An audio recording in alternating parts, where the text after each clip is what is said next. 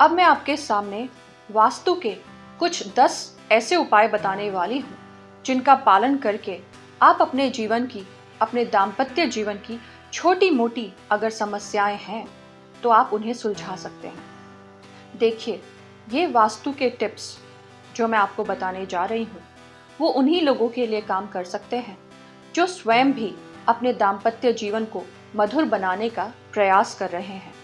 और ये प्रयास सिर्फ सोचने से नहीं होंगे। आपको अपनी वाणी, अपने आचरण और अपने व्यवहार पर पूरा अंकुश रखना होगा।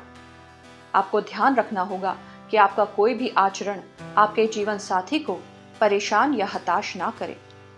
यदि आप चाहते हैं कि आपका दाम्पत्य जीवन मधुरता की ओर जाए तो अपने आचरण पर सबसे पहले ध्यान दें। अब जो सबसे पहला वास्तु उपाय है वो इस प्रकार है। कहा जाता है कि कोई भी मनुष्य अपने जीवन का सबसे अधिक हिस्सा यानी 1/3 हिस्सा अपने कमरे में, अपने शयन कक्ष में बिताता है। किसी भी पति पत्नी के लिए भी ये बेडरूम बहुत ही खास है। यदि आपका शयन कक्ष वास्तु के अनुकूल हो तो आपके दाम्पत्य जीवन की छोटी मोटी समस्याएं वो दूर करने में सक्षम है। तो जो सबसे पहला उपाय मैं आपको बताने वाली हूँ वो इस प्रकार है कि आपको अपना शयन कक्ष यानी अपना बेडरूम कभी भी नॉर्थ ईस्ट या साउथ ईस्ट डायरेक्शन में अपने घर के कभी नहीं बनाना चाहिए। नॉर्थ ईस्ट तो बहुत ही स्ट्रॉन्ग मैग्नेटिक एनर्जी का प्रतीक है। वहाँ पर बेडरूम होता है तो मनुष्य के मन में हमेशा परेशानियाँ, उलझने और रेस्टलेसनेस रहती है। यदि नॉर्थ ईस्ट डायरेक्शन में आपका बेडरूम है तो वहाँ की स्ट्रॉन्ग मैग्नेटिक एनर्जी के कारण आपके अंदर हमेशा बेचैनी और रेस्टलेसनेस रहेगी। अगर आपका बेडरूम साउथ ईस्ट में है जो कि जोन ऑफ फायर यानी कि आग्नेय कोण है तो वहाँ पर रहने वाले दाम्पत्य जीवन में हमेशा क्रोध और कलह ही रहेगी।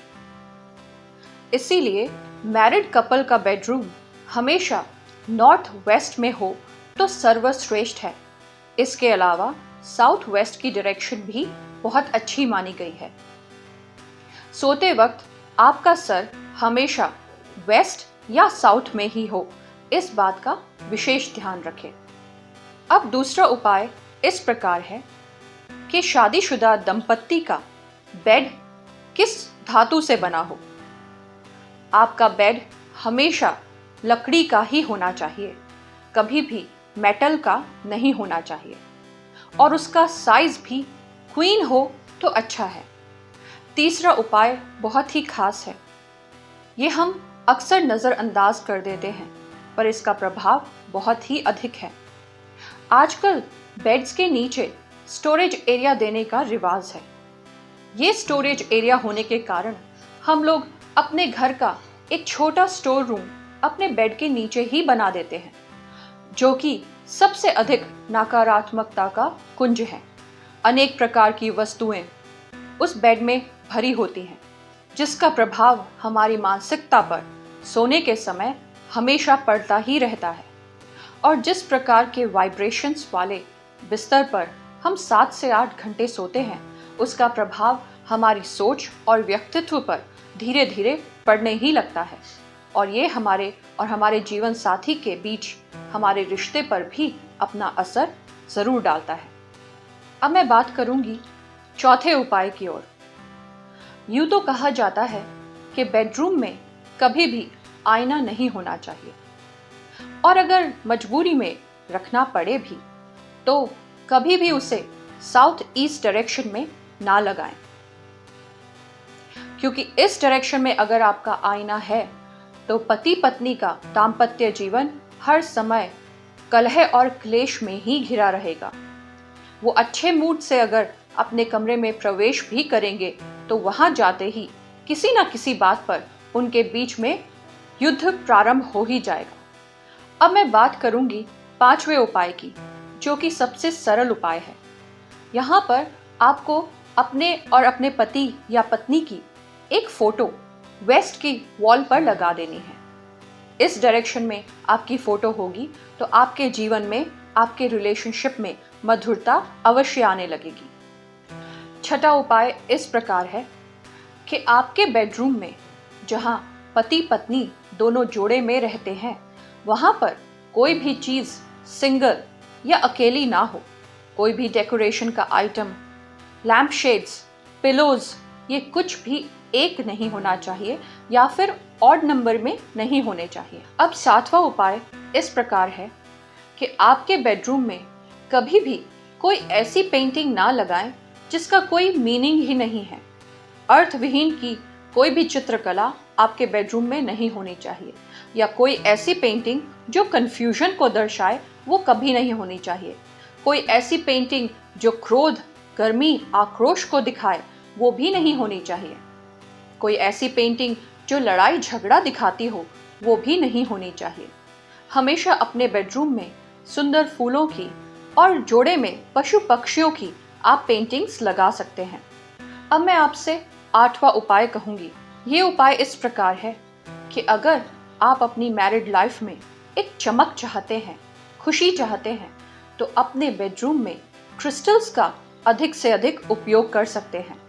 आप कोई भी क्रिस्टल के शो पीस आइटम्स, चाहे वो डव्स के हों जो कि पैर में ही होने चाहिए, या दो हंसों के हों, या क्रिस्टल बॉल्स हों, या आपके लैम्प शेड में क्रिस्टल्स लगे हों, इस तरह से आप क्रिस्टल का प्रयोग अपने बेडरूम में कर सकते हैं।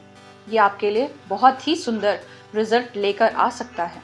नौवां उपाय इस प्रकार है कि आपको अपने बेडरूम में कभी भी किसी भी चीज़ के ऊपर डस्ट यानी धूल मिट्टी इकट्ठे होने नहीं देना है। यदि आपके कमरे में धूल मिट्टी है तो ये सीधा सीधा आपके रिलेशनशिप को अफेक्ट करता है। ये एक प्रकार से आपके जीवन साथी के साथ संबंधों पर जमी हुई एक धूल की परत के समान है। इसीलिए अपने बेडरूम में कभी भी धूल मिट्टी या गंदगी ना रहने दें। हमेशा अपने बेडरूम को साफ सुथरा और चमकदार रखें। अब मैं बात करूंगी 10वें और आखिरी उपाय के बारे में, जिसे हम अक्सर नज़रअंदाज करते हैं। आजकल हर बेडरूम्स के साथ अक्सर टॉयलेट बाथरूम अटैच्ड होते हैं। इसी कारण हमारे बेडरूम से भी अधिक हमारे टॉयलेट बाथरूम को सफाई और स्वच्छता की आवश्यकता है, क्योंकि किसी भी घर में सबसे ज़्यादा नकारात्मकता का अगर कोई स्रोत होता है तो वो उस घर का टॉयलेट बाथरूम एरिया ही होता है। इसीलिए आप अपने बेडरूम से जुड़े टॉयलेट बाथरूम को हमेशा एकदम साफ और स्वच्छ रखें।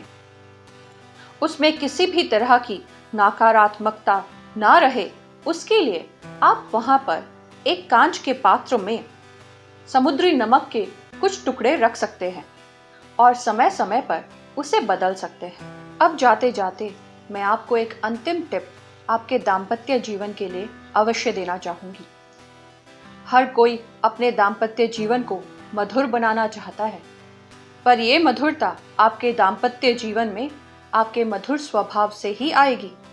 यदि आपको अपना जीवन मधुर बनाना है तो उसकी शुरुआत आपको ही करनी होगी।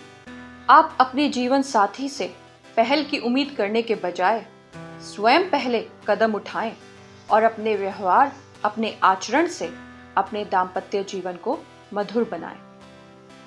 धन्यवाद।